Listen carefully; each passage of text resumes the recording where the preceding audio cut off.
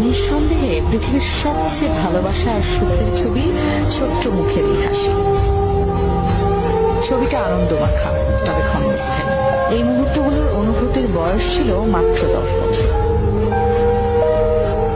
রাজনীতি, অর্থনীতি, ক্ষমতার লোভ কিংবা পৃথিবীর জটিলতর সমীকরণ, কোনটি 10 বছরের ছোট্ট রাসেলের বোধগম্য ছিল না।